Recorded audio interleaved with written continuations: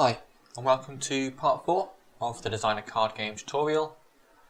Just as a recap, at the end of the last session, we got to this point here, where we could draw our deck of many cards we want, this time it's just 5, and they would automatically take their place.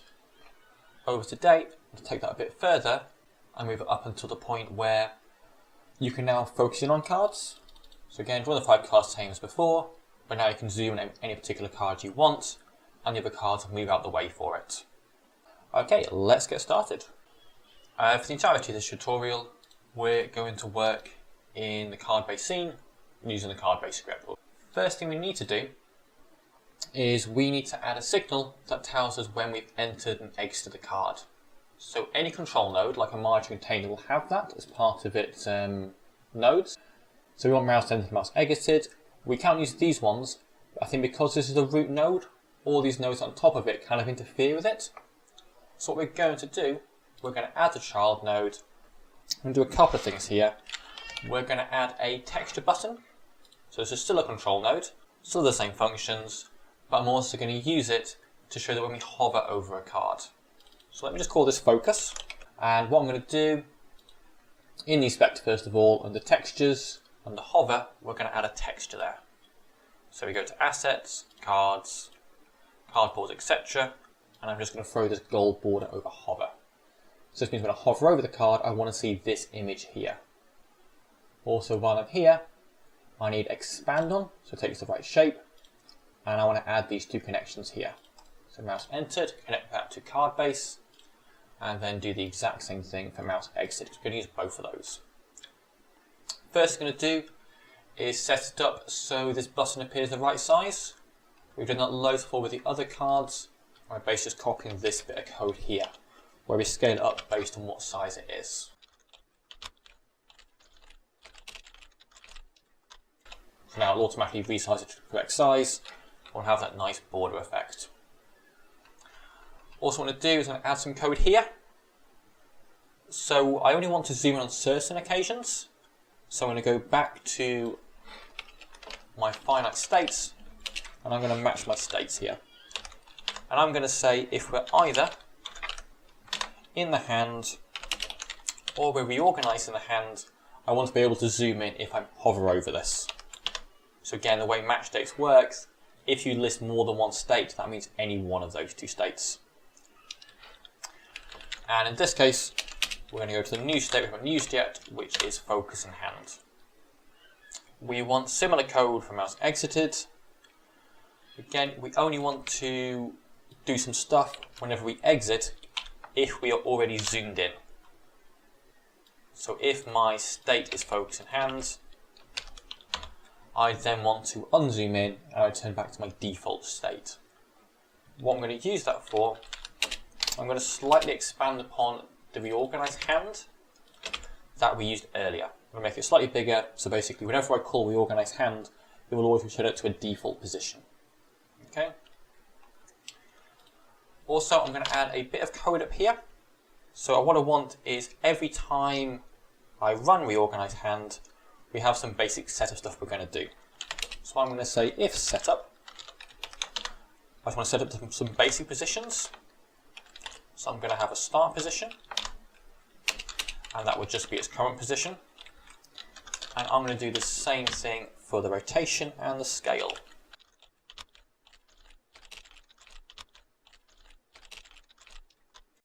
Okay, I'm also going to say that I may as well start my timer in this function rather than reset it right at the end.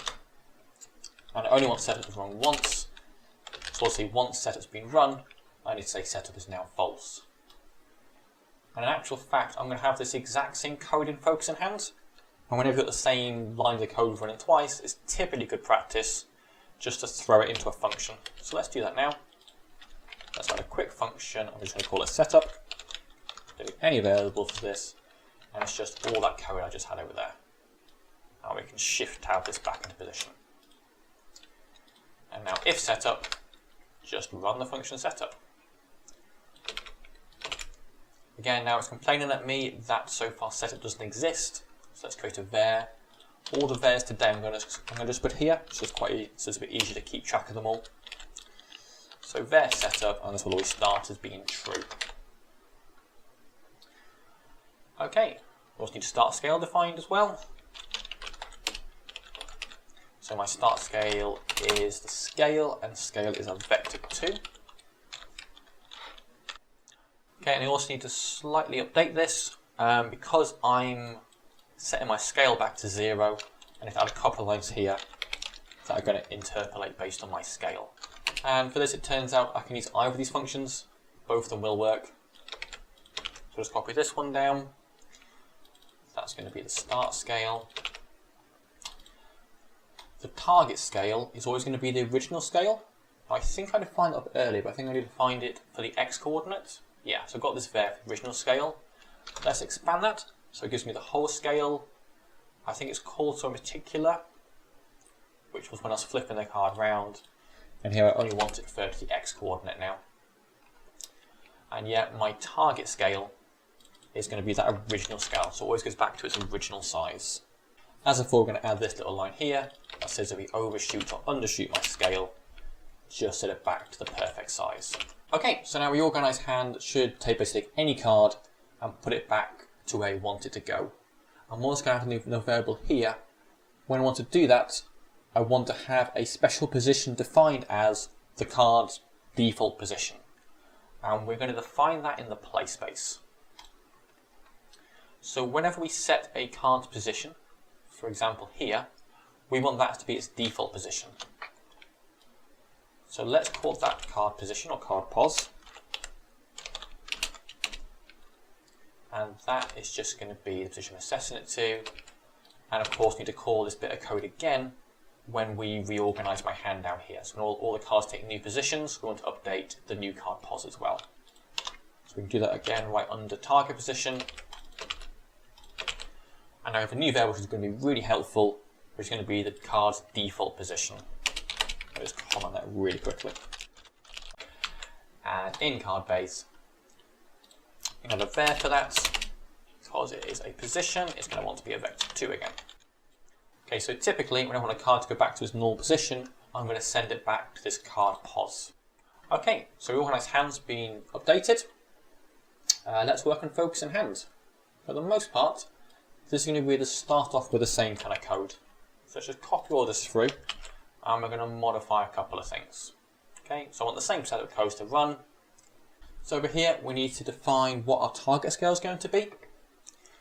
So let's define a new var now, and we're going to call this zoom in size. This is basically what factor we want to increase it by. So let's say that's 2 for now. So I want to make everything twice as big. So now for the target scale, it's going to be the original size times 2. That'll hopefully now have it zoom in. Don't forget to update this bit of code here. And unless I have gone horrendously wrong, that might actually be all we need to do for our first step. I want to get rid of this line here. When I'm focusing in my hand, when I'm focusing the card, I want to stay focused on it for as long as the mouse is over it. So we don't want that bit of code there. Okay, let's see if that's working. And yeah, that seems fine. Still a few things to sort, but it's a good first step. Next thing we can do, I don't want to use the same organize time. I'm going to have a custom timer, which we're going to call the zoom in time. And I wanted to zoom in fairly quickly, so let's set that as 0.2. Okay.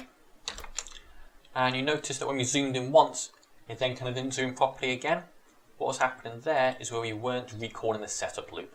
So now every time we want to change states, we're going to have to say setup equals true. So that means in each time, perform the first time setups. So this one now, when I change states from focus to reorganize hand, it's going to know to start from these starter positions and do the nice bit of animation stuff that we want. Okay, so let's just see if that's working. So we had one card. We can see now it nicely goes back to where it belongs. If we add all the cards, we've got a couple of slight problems. They are the fact that the card's partially obscured by the one next to it. So in this case, I'm obscured by the squad leader over here. And also, they're zooming in too low, so I can't read the bottom of this card, which is always going to be really important because that includes its cost and stuff. And also, the rotation's a bit awkward now, I'm zooming in. So I'm going to fix all those three things quickly now. Okay, first things first, let's just sort out the rotation and the position. And we're going to handle that here. So setup equals true. I now want a target rotation to always be 0. I want it to go perfectly vertical. And I also want a target position. So my target position is going to be like the card's position. However, I want to adjust the Y coordinate. I want to push it up a tiny bit, and I want to push it up by the size of the card when it's enlarged. So target position, we can change the Y coordinate. I want to get the bottom of the screen. Let's get my viewport. And we only want its Y size. And we then want to take away the height of my card. Okay. For that, we know what the height is going to be. That's defined in play space. The first we defined it, it was this card size function here. So we want to subtract card size times by how much we zoom in by. More so than that, I want the Y coordinate of card size. This obviously won't work because card size isn't defined in card base, so we can just tell it to go up and find that variable. So if I look on my nodes, card base is the root of this node, and in the play space node, that card base function will be a child of cards. So I need to go up 2 nodes to find play space. That means we need to use this bit of code. So every time we type in ... that means go up a node. So I'm going to go up 2 nodes. That will take us to play space, and then you want to call the function card size. Let's quickly check both those things have worked. Yeah, so you see now, it's nice to zoom in. We have a slight issue that is not resetting where it should be. And the reason for that is when I exit, I want to set my target position to be the card's default position. Okay, so this bit of code, this card position haven't stored is going to be really useful now. Now, let us move on to the next thing, which is reorganizing the cards next to it. So we're going to handle that in focus and hand.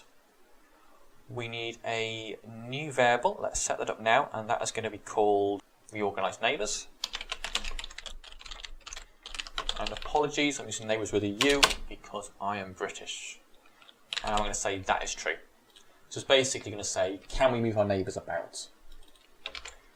The reason we need this is I'm going to say, if we reorganise our neighbours, then order them to do some stuff. But I only want to call it once. So once we've called it, we're going to then say reorganize neighbors is false, so it's only called once in this loop. And now we're going to do some stuff. First things first, I need to know how many numbers of cards are in our hand. So do the same thing we did when we worked out the card size here. That is stored in my play space. And I think I'm correct, it is just called numbers, cards, and hand or something.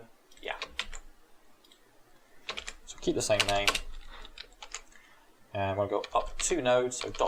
twice. Don't forget your inverted commas. And he sets up as a var.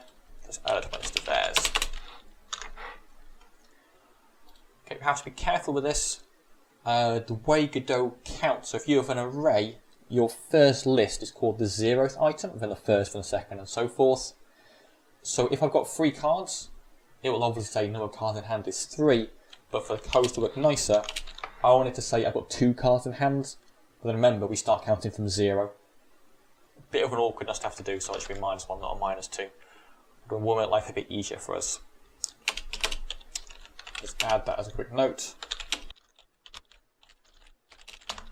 Okay, what I want, whenever I select a card, I want the 2 cards left and the 2 cards right to both move away, and I want the card next to it to move away slightly more. So we're going to say, if my card's current number, so say I'm on my second card, if I take 1 away from that, and that's greater than or equal to 0, that means the card 1 to the left of it exists. And I'm going to run this type of code 4 times. So I want 2 cards to the left and 2 cards to the right. And when I add on, I need to make sure I'm not getting bigger than the number of cards in my hand. Just going to want to make sure it's less than or equal to the number of cards in hand. Godot is now complaining that I haven't yet defined card number. So we did some of that stuff in play space. So in play space, we did define card num. And what I can do, I can probably just send it straight down. Using the same argument as before, I'm going to define it before I add 1 onto it, because I want it to be 1 less than it really should be, if that makes sense. Because I'm offsetting for the 0th card.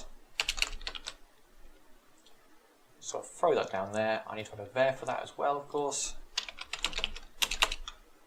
This bit of code might not work properly because this loop here works for every other card, but not the card I've just selected. So in that case, let's quickly define that. So here I said the card number is 0, that's not going to be true. It's going to be the size of the hand. So I think that should be it. You want to make sure you call this again before you add 1 onto it, so it's 1 less than it would normally be. So i.e. if I have 5 cards in my hand, the 5th card has number 4 associated with it. Let's go back to card base. Now all these if loops are checking whether or not a card exists to either the left or the right. We're going to add a new function. I'm going to call that move my neighbor card. And I'll basically tell it just to shift along a bit. We need a few things to pass on to it. We need to pass on what card number we're looking at. We need to tell it whether we are left or whether we are right. I'm going to say left is true and right is false. And I'm going to have a spreading factor here. So basically I say when I move the card 2 cards away, it shouldn't move as far. We're going to handle it with this number here. And just remind us, true is left. And we basically want this bit of code for the other 3. So here I'm moving card number -2, it's still left. I only wanted to move, let's say, a quarter, what it normally move. And here I'm moving cards to the right. And right is false. Okay, now we need to define this function. We've got a new function called move neighbor card. Let's throw it down here. And that gets passed a card number. We tell it whether it's left or right. And we also have some sort of spread factor. And now we can define this. So first things first, I need to get the relevant card. So I'm going to say neighbor card equals, that could be a var somewhere.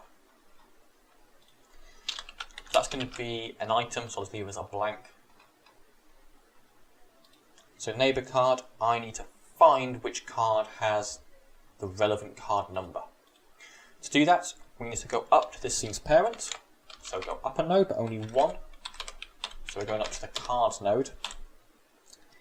And we want to then get the child with that relevant number.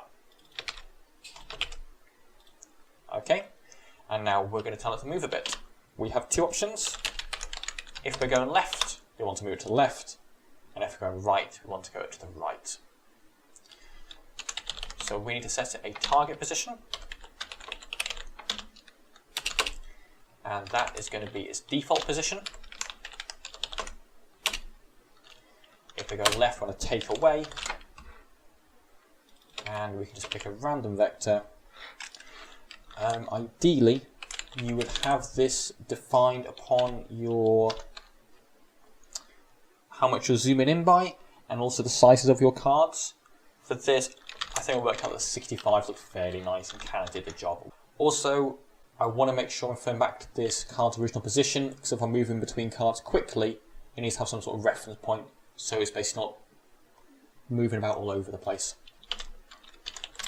Then there's the exact same code if I'm going right, except I've got a plus rather than a minus. Then need a couple more things. We just need to tell it to get moving.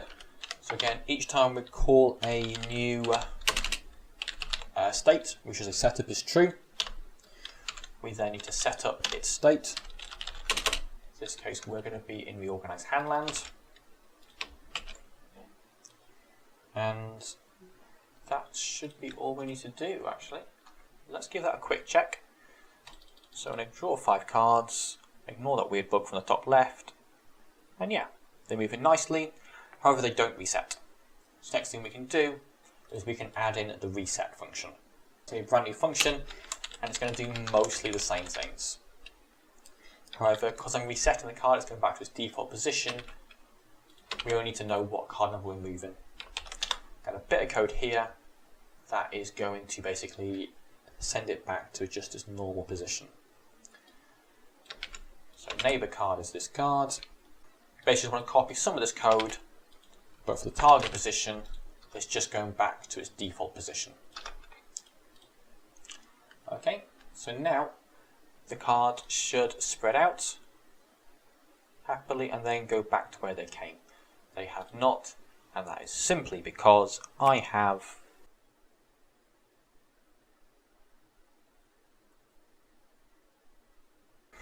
oh, I do know. This code isn't working, so I haven't called reset card anywhere. That needs to be called in Reorganize Hand. So when I zoom out a card, I tend it to Reorganize Hand. So again, we have some code here. We're going to use the fact we had this new function called Reorganize Neighbors, and we're going to say if this function has been triggered, so if Reorganize Neighbors is false, we're then going to reset those cards that have probably been moved about, which is just these fellas here. I don't need to recall numbers cards, that's not going to change. At least I don't think it's going to change. And now that should be working happily.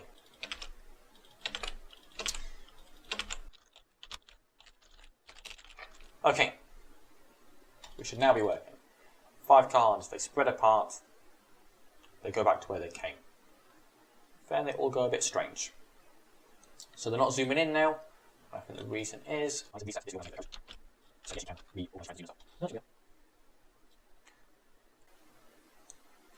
okay, that was a painful 5 minutes. Most on Zoom, so we're very lucky. For whatever reason, I think I had a double equals here. That may force it to do some crazy math that may have broken everything. I don't know why, but it did. So be careful and watch your equal signs. Okay, let's go on to what else we can do to fix this. It's a bit unstable right now. The best way to test if this code's working nicely is I basically want to sort of do this like crazy and see what kind of happens and what breaks down. So far all my cards have become perfectly vertical. When I'm focusing in, I always want the target to be 0. So actually I don't need to define the target rotation here. So when I said target rotation was 0, if I get rid of that I should fix it. And then target rotation by default will be the card's old rotation rate. So that's fine now. Second problem is, if I go from one card to another, it gets a wee bit confused and doesn't zoom it in properly. What's going on there is it's been told basically simultaneously to reset itself and zoom in. And I think what happens at the end is this function wins and it tries to reorganize itself instead. Of course, it's got nowhere ready to go. So we need to have a quick loop here, which says if the state is not focusing the hand, then you can reorganize it as normal.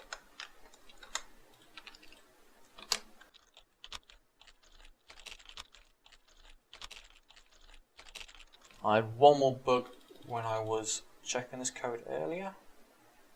There we go. So this is the other bug I'm going to tell you about. You can see here, if I look at the footman to the left, he hasn't shifted across.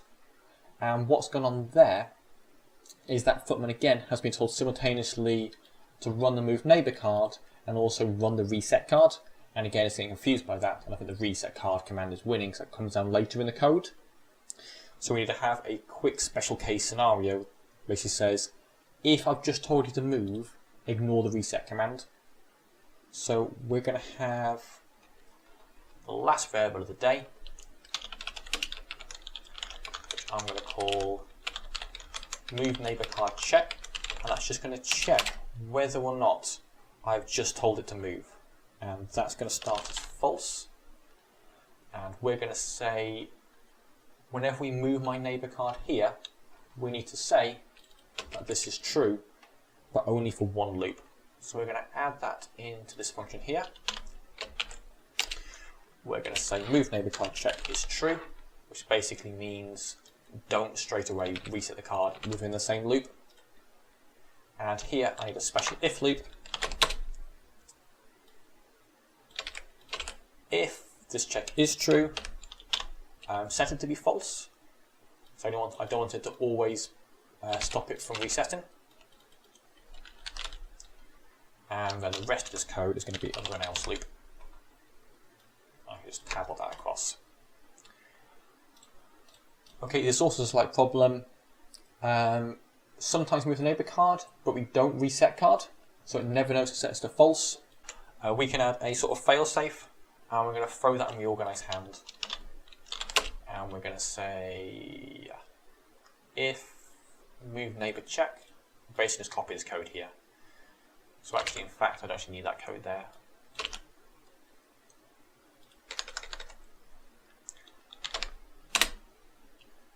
So if we have it set it to be false, so it only runs for basically one loop of the code or one frame of the game. Again, this I shouldn't need anymore. I'll comment that just in case I'm wrong. And I just want this check. I just want to check whether this little thingy here is false. Because if it's true, we do nothing basically. Okay, that should be everything, unless I've made a horrendous error. At some point I'll sort of what's going on with that card bug, but we'll leave it in for now.